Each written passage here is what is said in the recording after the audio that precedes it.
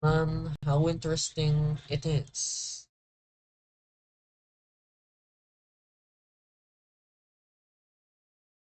Hello everyone, it's me, moi, him again. This is going to be the sixth installment of my series, Afghanistan, how interesting it is. And I do apologize for the recent lack of uploads. That's mainly because I had some matters to attend with. Specifically, if you want specifics, school, okay. It takes a lot of time, work to do all this, plus the school. So plus doing schoolwork. So, you know, I have to take some time. Also, uh, I just made a Discord server. If you would like to join that, then please do. Just go to my community post and see and just find the post. Anyways, with that said, let's get onto the main topic of the video. So, anyways, we're going to start off with the Soviet card deck. Now, the Soviet card deck is a conventional, uh, usually conventional military tactic, and it's mainly useful in flat terrain. And it says GPT making team said explain weakness. Afghanistan looks like this. You know what you notice about this? Mountains. It said they're mainly useful in flat terrain. So yeah, it has a weakness to mountain terrain. It also includes fire support as one of its important things, like artillery, close air support, like the Su-25, so an Mi-24 helicopter, the Mi-24 helicopter, and the Su-25 close air support aircraft, and etc. And morally questionable cards.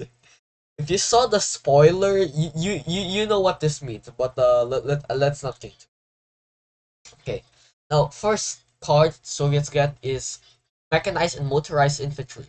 Basically, infantry mounted on armored transport vehicles. For example, motorized infantry mounted on Soviet BTRs or mounted on BMPs, BMP 1 and 2.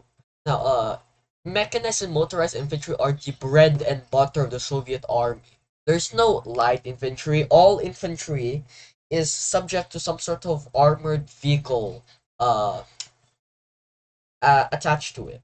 Now, they usually support armor or tanks because, like, tanks are vulnerable to anti-tank teams. So, infantry and reconnaissance go out first to scout up the area and like shore up the visibility weakness of tanks and destroy those anti-tank teams, while the tanks provide fire support for the infantry, and they're weak in rough and dense terrain. Case in point, Vietnam and Afghanistan. Next card, fire support. Now, fire support is usually indirect and comes in many different forms, like artillery. There are also different types of rocket artillery, to self-propelled or towed artillery. Is it rocket or is it like cannon artillery? There's also aerial fire support. There could also like helicopters and planes, and there could also come in different shapes and sizes, like guns, rockets, bombs. Anyways, one defining feature of it is that it's always going to be explosive and an area of effect weapon, which is it's a bit of foreshadowing to the slightly morally questionable cards that I may or may not have hinted and spoiled. Now, it's also subject to inaccuracy, which is another form of foreshadowing. So, I'm going to state the obvious now is that for the area of affecting, it means that it cannot be fired too close to your friendly forces, otherwise they may also be victim to the shrapnel and explosion of your fire support. And then we have specialized units. For example, the VDV. The VDV are the you can define them by their light blue striped undershirts and blue berets. And they're and if they have a skeletonized stock on their AK, definitely VDV. Now these are, if you're wondering what VDV is, they're paratroopers, airborne forces. They they get parachuted from the sky to take certain objectives and to be reinforced by the main force. Now, uh, they are kind of used improperly these days by the Soviet Union and the modern incarnation of the Soviet Union, the Russian Federation. Often used as elite mechanized forces, but their force structure is not really optimal for that. Anyways, what you need to know about the VDV, they're airborne and they are kind of like shock troopers. GRU and KGB Spetsnaz. Now, yeah, we already discussed this in the Operation Storm 333 planning video. Now, these specialized units are usually low in number, but they are very elite units. Very elite units. And then we have the morally questionable cards. Disclaimer, I do not condone war crimes. Okay? Anyways, so the war crimes entail reducing random villages full of innocent civilians to rubble. And how did you do that? Remember the fire support and the artillery thingamabobs? Yeah, they use those to like reducing random villages full of innocent civilians to rubble. Executing and torturing POWs. You get the idea. Shooting of innocent civilians, and so much more that will definitely hurt my chances of being monetized by YouTube if I get monetized in the future. And then, the Mujahideen card deck.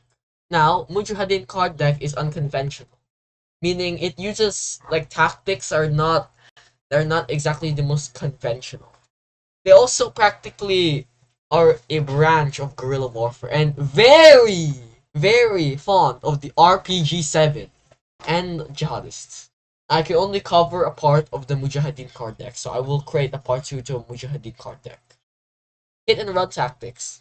Basically, quickly attacking the enemy and quickly hauling butt, as the name implies.